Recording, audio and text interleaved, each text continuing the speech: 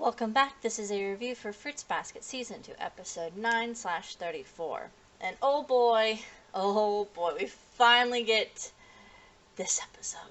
We finally get Keo's realization that he's in love with Tohru.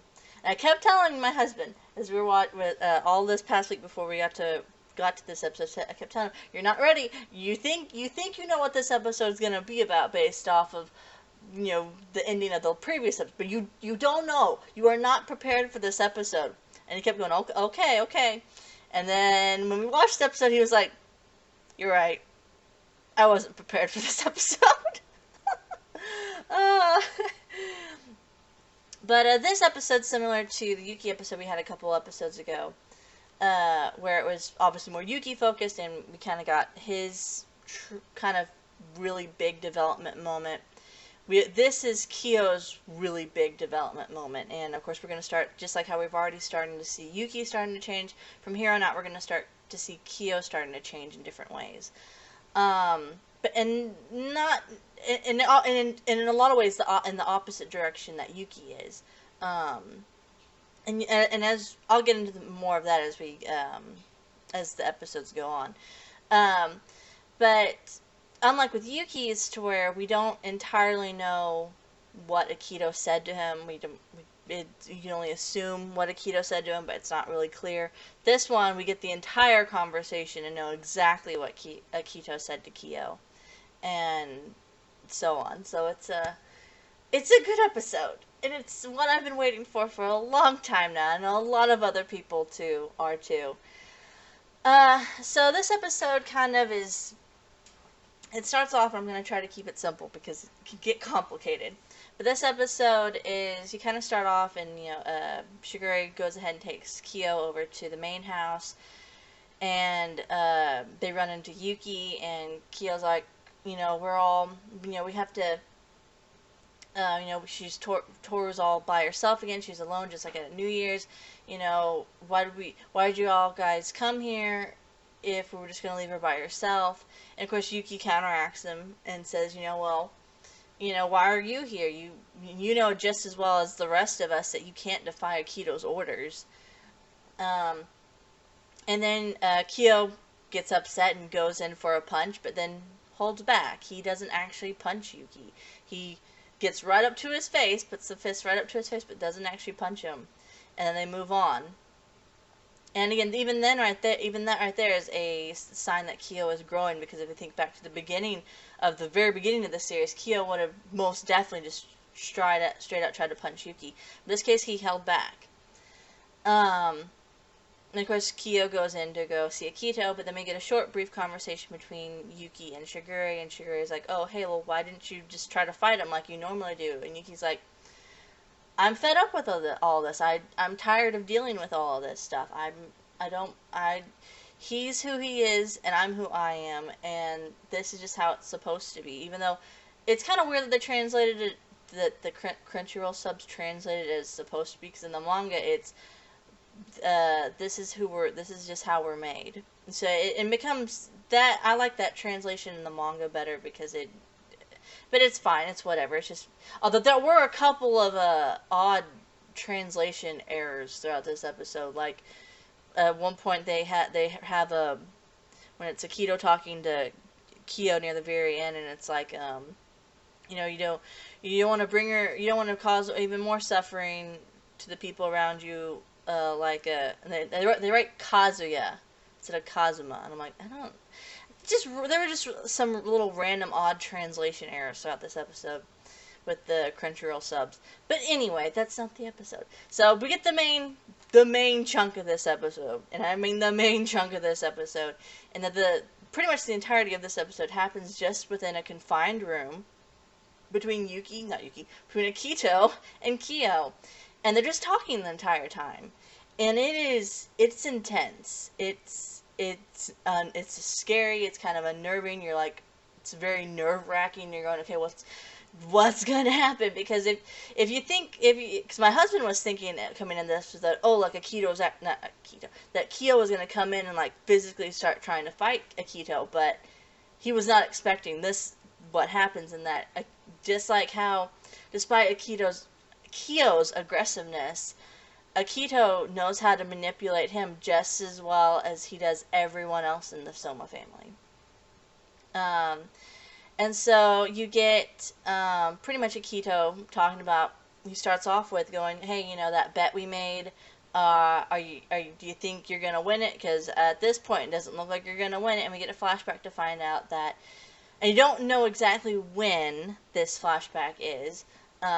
Not quite yet. Obviously, it's still Keo when he's older, at least high schooler. So, but that at some point, Keo confronted Akito, and that Keo made a bet with Akito that if he were to beat Yuki in a fight, that Akito would stop calling him a monster and that he would invite him to be part of the Zodiacs. But if he doesn't win to Yuki by the time he finishes high school, Keo will be locked up within the Soma estate, most likely in the same room that Cosmo's grandfather was locked up into, and he'll never be able to go outside again. He'll be locked up for the rest of his life. So you get that, and there is more.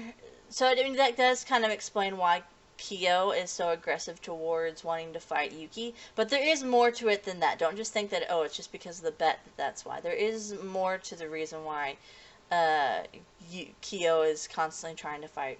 Was throughout the early series is always trying to fight with Yuki. That is part of it, but it's not the complete picture.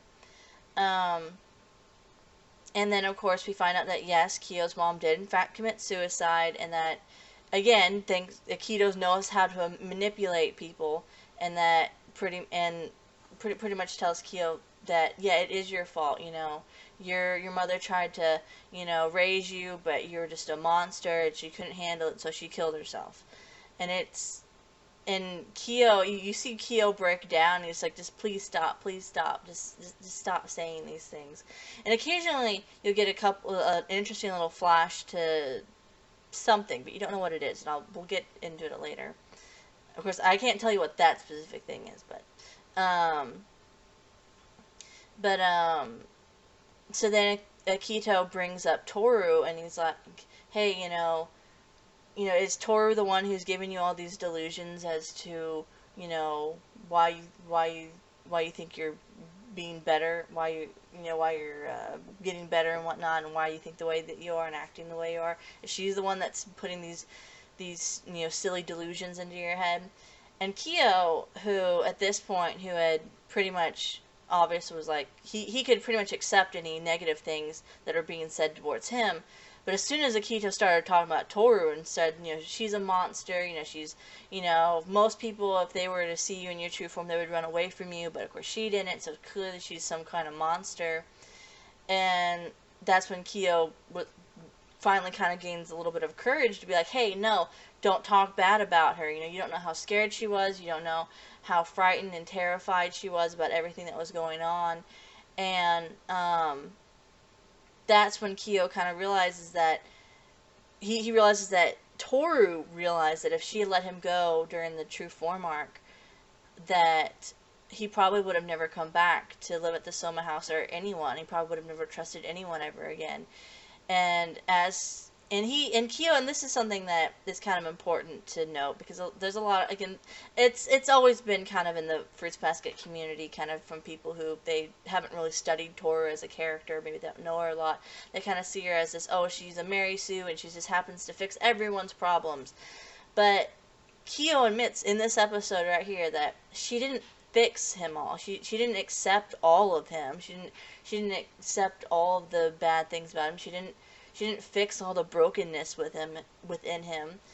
There is still brokenness there, but the important thing was that she stayed with him, and that was what gave him strength to be able to move on and continue, and to be able to accept people, and to be able to start accepting himself.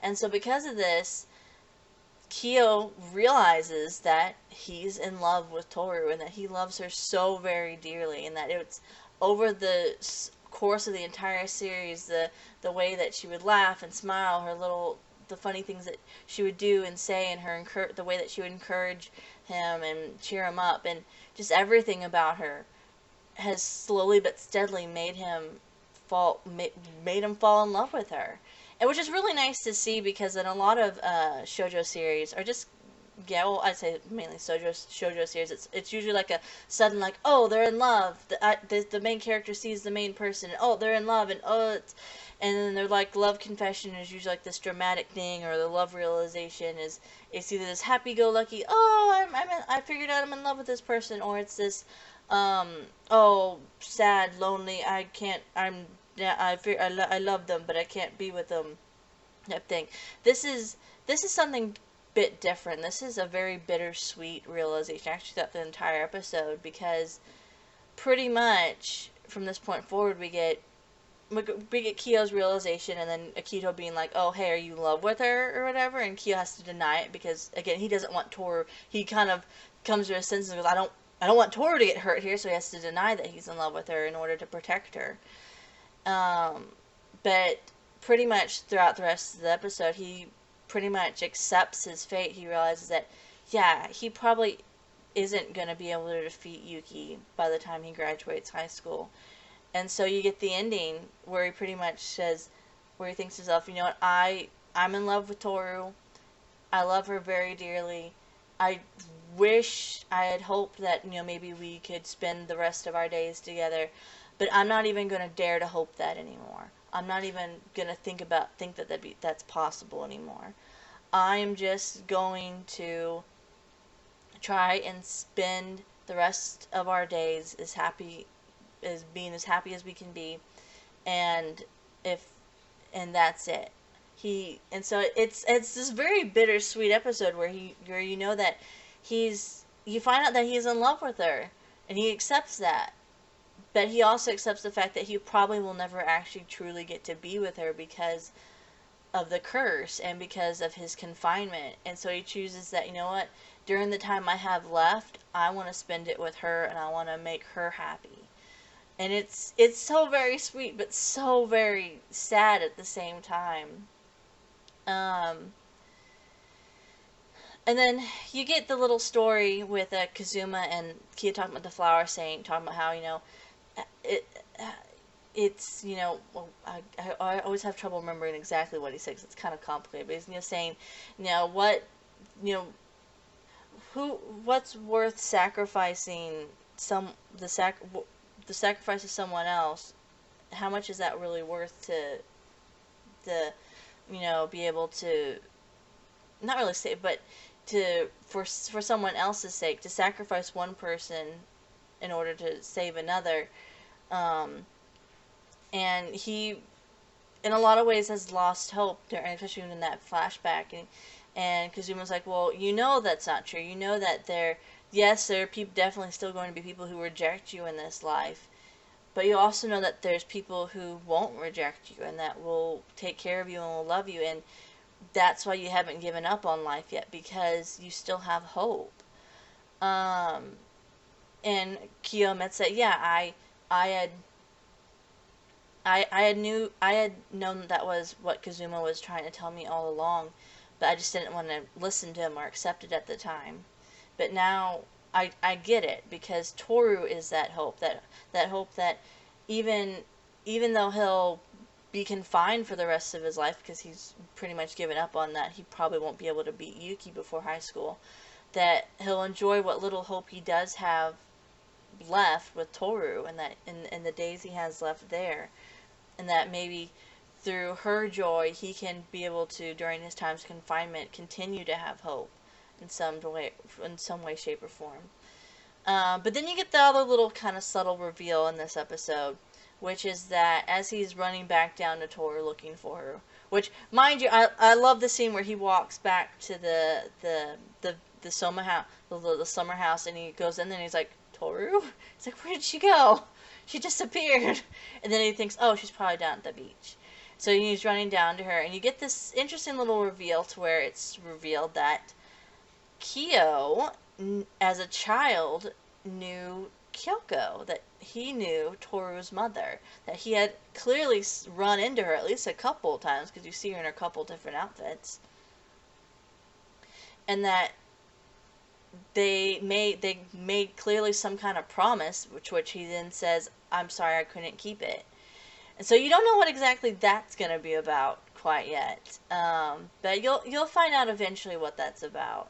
That might not be until maybe the end of the season, probably season 3, I'd say. Be a bit, but oh, I can't wait till we get to that. But this episode's so good, but it's so bittersweet, because it's just like, he finally realizes he's in love with her, but he also realizes that he's probably, because of his confinement, never really gonna be with her. And so you get the very small, brief happiness of little small thing of happiness of him being like, well, I'm just gonna try to be with her until we're time to be separated. And so the beach arc again is probably one of the biggest arcs in Fruits Basket. At least because it's a more proper arc too. Just because you get the most character and story developments. And next week is going to be quite a doozy as well. It's at least probably, I'd say the first half of the episode is going to be quite a doozy, and it's yeah, it's going to be fun. It's going to be interesting. But anyway, that's really about it. So thanks for watching, and bye for now.